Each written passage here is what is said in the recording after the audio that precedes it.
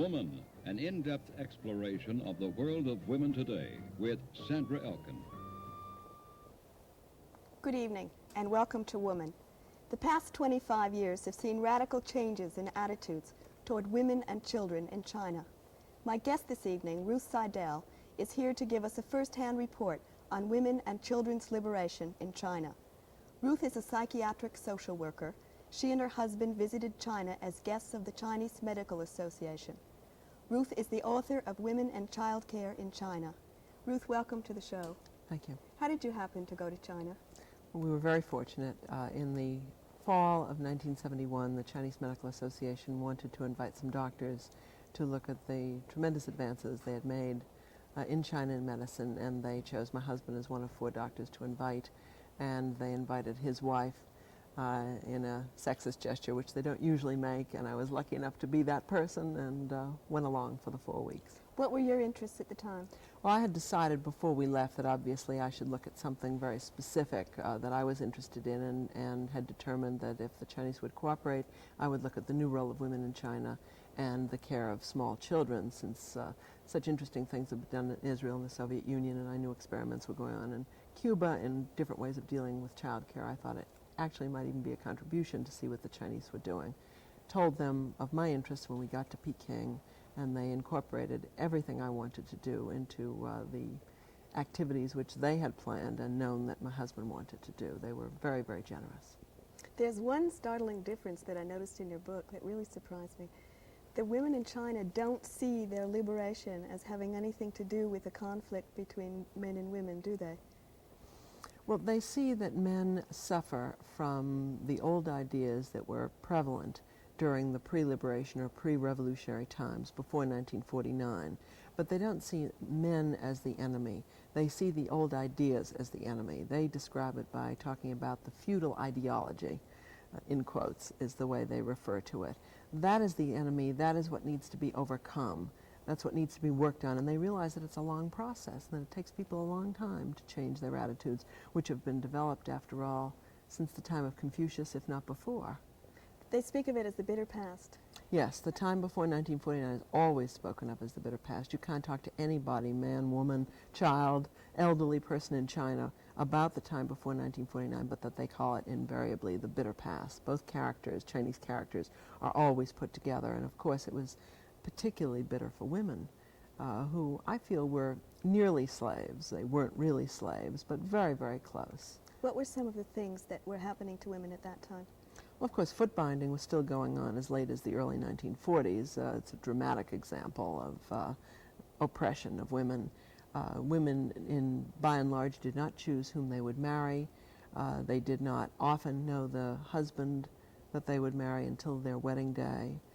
After the wedding, they then went to live with their husband and his family, and actually became the servant, or nearly the slave, of the in-laws, particularly of the mother-in-law, who at this point in her life had her only moments of satisfaction when, having gone through this whole process herself, she in turn could grind some poor daughter-in-law under her heel.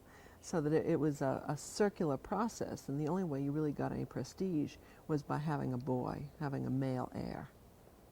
That was what you could do. And then when he married, you were at the top of wherever you were going to be, and that wasn't far up. Is it true that they used to drown girl babies? Yeah, but you have to see it, I think, in the whole aspect of what life was like in China before 1949. The vast majority of people lived in unbelievable poverty. Famines would strike huge regions and kill hundreds of thousands of people. Most of the people lived right on the edge of starvation much of the time. The landlord system extracted tremendous amounts in the way of rent from the peasants. And in this context, women were not seen as an economic asset, because women went to live with their husbands' families and worked for their husbands' families. So the girl babies were really drowned because it was another mouth that they couldn't afford to feed when that mouth was never going to bring in any income. So I really think that you have to see it, that one has to look at it not in a sexist way as much as in the whole issue of poverty. In 1950, they started to make some very radical changes, and especially in the lives of women. And they began by making changes in the marriage laws. and I thought that was terribly interesting.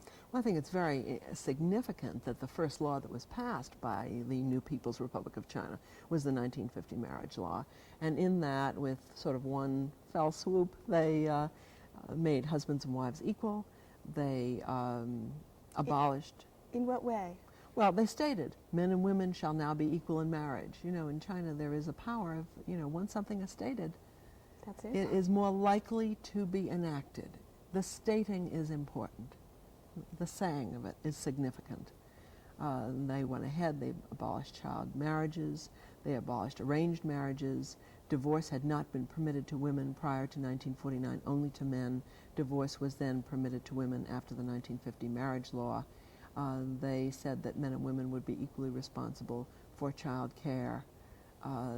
And another interesting thing they wrote into the law was they indicated that men and women would live together in equality and in harmony, and they would contribute to the new society. That's written right into the new law. It sort of sets the tone for relationships after 1949, this idea of contributing to the society. What are the similarities between our liberation movement, some of the goals, say for instance, abortion, rape, equal pay, that kind of thing? Are those things issues in China? Yes, and certainly one of the main ones has been the issue of equal pay for equal work. And that is, in the cities by and large, has been by and large achieved in the urban areas. In the rural areas there are still discrepancies, and they're still fighting that through, because men in general do heavier work and get more money for it than women. The other things that we have in common, well, the Chinese have complete access to abortion after marriage in general. Abortion is free, has no stigma. Contraception, of course, is very widespread, very much pushed by the Chinese. The idea of not being exploited by men is very significant in the society. They did away with prostitution very early because they saw it as a form of exploitation. How did they do away with prostitution? Well, it's very interesting, actually. Zhou Enlai, who was premier even then and still is, issued an edict saying, after such and such a day, there will be no more prostitution, there will be no more brothels open, and the various cities set about to enact that. And they went around city to city, and they announced that they were going to close the brothels on such and such a day. When the day came, they indeed did close them. They offered the prostitutes two choices. One was to go back to the countryside, where almost all of them had come from because they were fleeing poverty and trying to get work in the cities when they were roped into prostitution.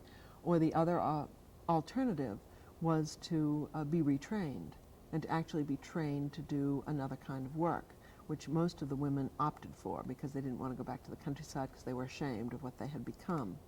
And even today, you're shown around silk factories in Shanghai, and people will say, this was once a brothel.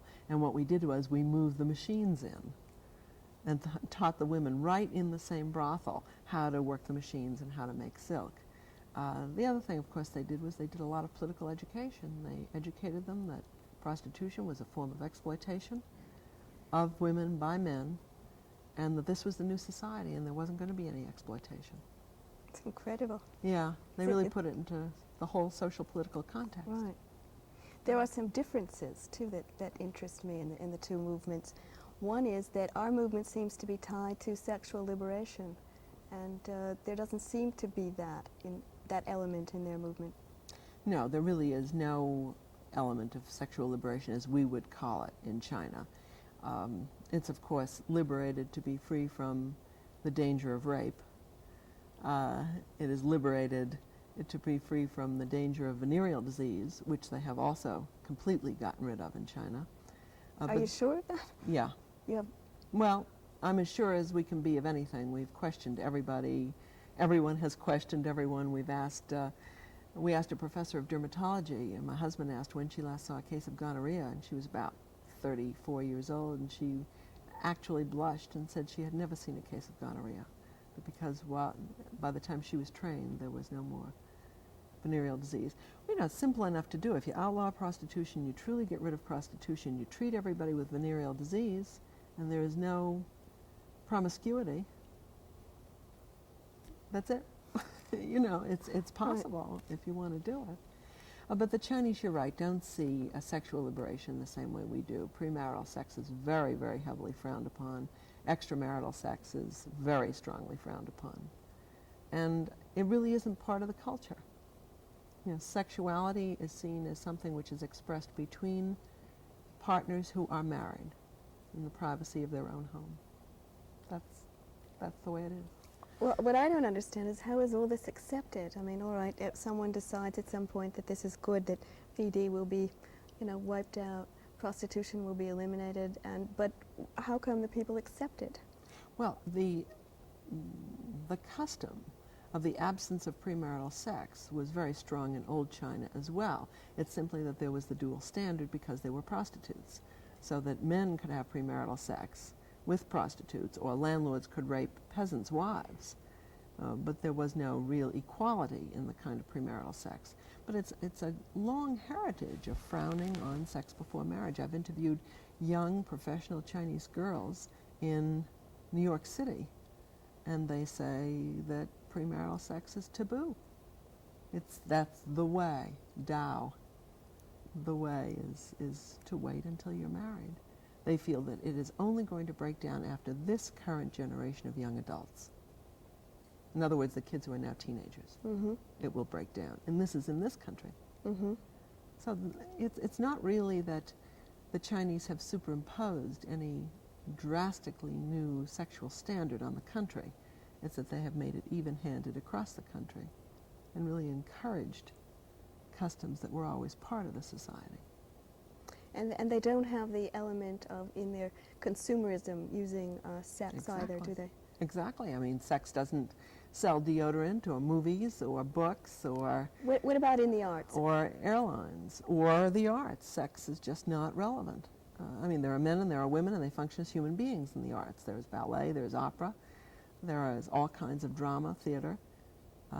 The themes are primarily political, revolutionary, social, but people are functioning as people, Mm-hmm. not as sex objects in any sense.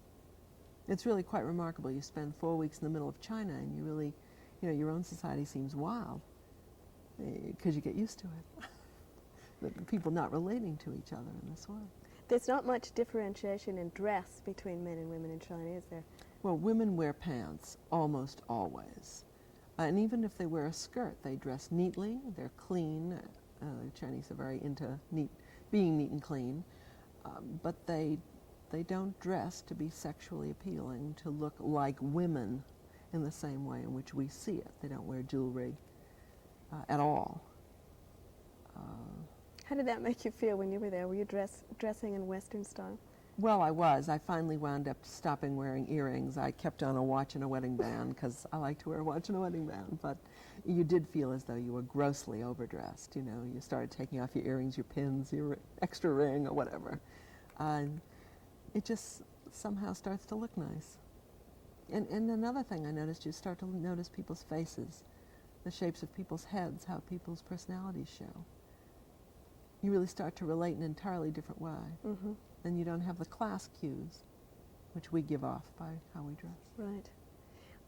When communes began to be popular in China, this changed things for women tremendously, didn't it? Yes, and actually it changed things in a mixed kind of way, because in 1958, when they collectivized all the cooperatives into communes, and people started, the land was then owned collectively and farmed collectively, they tried to encourage women to be even more liberated than they were willing to be. They started nurseries and kindergartens on a large scale, and dining halls, in fact, so that the woman would not have to go home and cook. And that sounds like sheer heaven to a lot of us who try to juggle 32 jobs, but the Chinese really didn't want it. They weren't ready for it.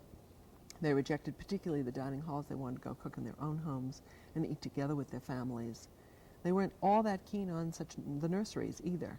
So it's very interesting that the Chinese leadership retrenched, really pulled back a little bit. And they said, we still want men and women to be equal. We still want to do what we can along these lines, but if you don't want dining halls, go eat at home. It's kind of interesting because the leadership is really sensitive, I think, to where the people are on issues and tries not to push them beyond where they can go. Well, did this mean that any woman who wanted to work could? It's difficult because on the communes they still have not really gotten full employment. It's hard to keep full employment in the agricultural areas. During the planting and harvesting season, everybody works.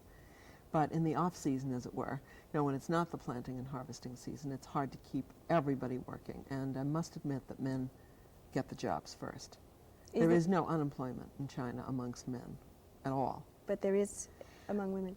Women in the non-planting and harvesting seasons tend to work 3 or 4 hours a day. But this is not considered totally bad because they still have a lot of work to do at home. I mean, it's not a push-button society. They don't have washing machines. They wash their hands and wash their clothes sometime in the stream. It's a poor society. It's a developing society, so that if you don't have to work 8 hours a day, it's a mixed bag. Are they paid equally on the communes? On the communes, they're not. There's a very complicated and very interesting and often democratic work point system. But that work point system gives more work points to heavier work, and the men in general on the communes do the heaviest work, so that by definition men earn more than women, oftentimes in the rural areas. In the cities, this is by and large not the case. Women do have equal pay for equal work. Is there daycare available everywhere? Is it 24-hour daycare? No, there is daycare available in the cities for most of the people who want it. I will not say it's available to everybody, but it's very widespread. Most of it is 12-hour-a-day daycare. They call that part-time, 12 hours a day, like from 6 to 6 or 7 to 7. There is some 24-hour care, but it's rare. We've seen a few of the 24-hour-a-day kindergartens, but it's very costly. They would like to build more. And in the 24-hour-a-day kindergartens, the kids go from Monday morning until Saturday at noon. And these are especially reserved for parents who have to work odd hours and can't be home in the evening to take care of the kids. Does daycare cost money there? Yes, it does. And parents have to pay a certain amount for daycare. But since there are always 2 incomes, almost all families have 2 parents because divorce is very rare, and they haven't had any wars recently, so that the men haven't been killed off in large numbers, so that they invariably have 2 incomes. And with 2 incomes, the daycare costs are not prohibitive. I don't think that anybody cannot use daycare because of the cost, but there is a cost. Has daycare affected the older women? We've all heard about the extended family in China and the vulnerability of the old grandmother and so on, and how she was entrusted with the children and so on, and the children were always in the home. If the children are in daycare centers, what happens to the older women? Well, a lot of the children are still at home. The statistics that we got, and statistics are not great in China in general, but the statistics we did get about this were that under the age of 3, about 50% of the children are home with grandmothers and 50% in daycare. From the ages of 3 to 7, when kids start primary school, we were told that over 80% of the kids are in kindergarten. So it's at 3 that the big, swing starts to go to kindergarten. But before the age of 3, there are kids at home to keep those grandmothers happy. What happens in a typical daycare center? Well, they alternate very much as we would between outdoor play and indoor play, active play and more restful kinds of play. They sing and they dance and they draw and they sometimes play with little blocks. But there's really a whole different tone. I think that's really the interesting differences. Almost no aggression. Yeah, in your book you imply that they're better behaved. Oh, yeah, fantastically so. You can't even compare the 2 societies. Well, how do you account for that? Well, the kids are being taught to get along with one another. In the first place, the teachers set an example of talking quietly, of reasoning with the children, and of assuming that they're going to get along with each other. The Chinese very much assume a certain kind of behavior and then support the kind of behavior they want to see develop. So they don't assume that kids are going to be aggressive. And if they're aggressive, they can learn other ways of handling it. They just figure, they feel that it's not such a hard task. They teach the children to cooperate with one another through a variety of methods. I mean, kids string beads across the table. And they don't pull the string out of the other kid's hand and say, you're taking too much string, or that's my red bead, or whatever. They're taught that they're not the center of the universe, that they're part of the world, but not the center of it, that other people have needs. Children, adults. I think they're taught to see themselves really as part of a collective. The collective can be the family, it can be the kindergarten, it can be China. But they see themselves as part of the group. Do you think there's some danger in this uniformity stifling whatever creativity? Well, it really isn't uniformity and doesn't stifle creativity, I don't think. I mean, a lot of the kids all take their naps at a certain time, they all fold their quilts up, and they all eat their snack at a certain time. And that may be called uniformity, but I don't really see it that way. They're very much encouraged to express themselves and to be creative for the sake of the group, for the sake of the society, not for their own sake. It's not, I feel like doing something, so I'm going to go do it. Mm-hmm. But it's, how can we think up a better way together for terracing the hillsides, or for coloring this painting, or for dramatizing such and such an issue. There's a lot of collective work among the children in thinking up stories, plays, songs. But the issue is, for whom is it? Is it for self, or is it for the society? And creativity for the society is encouraged. Are most children born at home or in a hospital in China? It varies very much urban to rural. Children are born at home in the rural areas without anesthesia by and large, delivered by a midwife, who's of course always a woman. And in the urban areas, the children are invariably born in the hospital with fully trained doctors. And I don't think they use anesthesia unless they have to, even in the urban areas. Now, abortion and birth control are free in China. Correct. But child care and childbirth is not, is that true? Right. Now, I think that child care is not free, not because they're trying to tell them a message, but because it's very decentralized. Child care is provided by the local neighborhood, and the local neighborhood really cannot afford to provide the child care free. On the other hand, childbirth is not free because they're trying to tell them something. I mean, you know, that society doesn't by accident make the pill and tubal ligations available free and with no problem, and yet you have to pay for childbirth. They're trying to tell them that they want them to lower their birth rate. 2 or 3 children is what is the accepted norm. It's what they want to get people to do. It's actually being achieved in the cities, which is a dramatic feat. If you know anything about populations in Asia, it's very exciting what they've done in the cities. Do they have their population under control? They don't have it under control the way they'd like to. They would like to lower it even more. And the problem comes is that in the rural areas, they really, people are having more children because, again, the patterns are hard to break in the rural areas. But in the urban areas, they've come up with some fantastic statistics. Our statistics out of Shanghai indicate that Shanghai probably today has the lowest birth rate of any city in the world. That is astounding. It is astounding. When you consider where they were coming from. It's astounding when you consider the New York City figures. Yeah. Do you have both figures? I don't really, and I would hesitate to quote them because, you know, we've extrapolated them from other figures that the Chinese have given us. Mm-hmm. But, you know, the birth rate in Shanghai is significantly lower than certainly the non-white birth rate in New York City, and even the white and non-white birth rate together. I think it's happening for a couple of reasons. One is the fantastic medical care system which they've been able to put into effect. Yeah, let's talk about that for a couple of minutes. Okay. The whole use of paraprofessionals, for example. They train up barefoot doctors, which people have often heard about in the countryside, and red medical workers in the cities. And these red medical workers are just trained for a very brief period of time. They come from the neighborhood. They're your neighbor. They get a brief period of training, and they go right back into the neighborhood and go door to door, knocking on people's doors, saying, how many children do you want? How many do you have? How do you want to space them? What about birth control? Can I tell you anything? They inform people, they educate people. But they are one of the people. There isn't the distance between the professional and the person.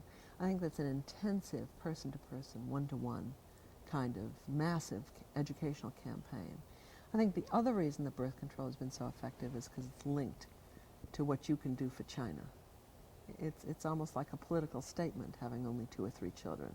It is saying that I want to limit the number of children I have for 2 reasons. One is because it's good for women's liberation, because if I have fewer children, I can get out and help the society.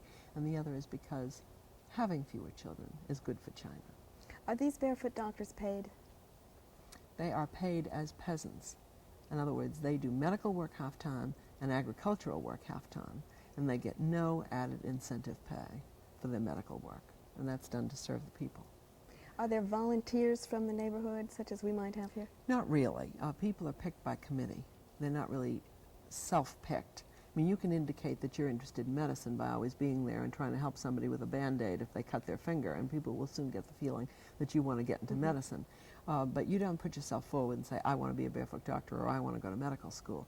You're chosen by the people with whom you work and live based on not only your ability, but your personality, whether you really want to, as the Chinese say, serve the people, or whether you want to go on an ego trip in Peking and become an important doctor.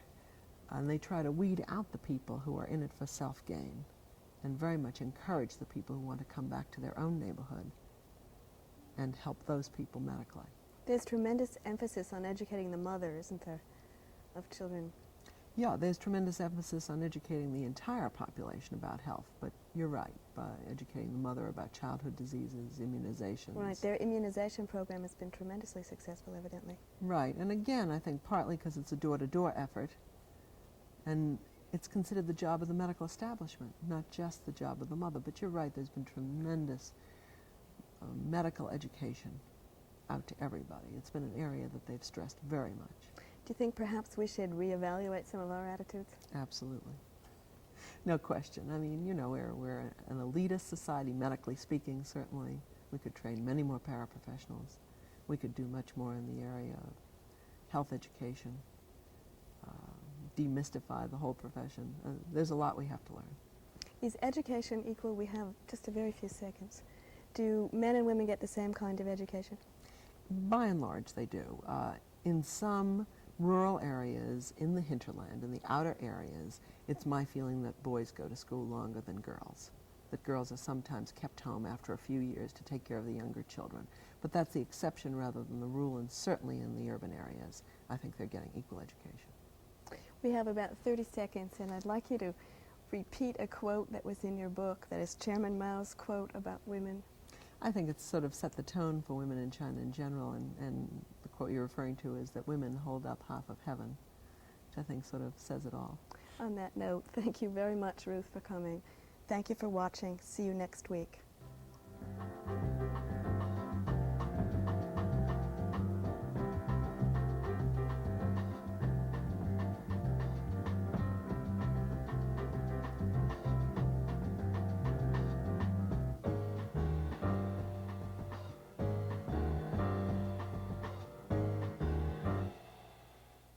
Production funding provided by public television stations, the Ford Foundation, and the Corporation for Public Broadcasting.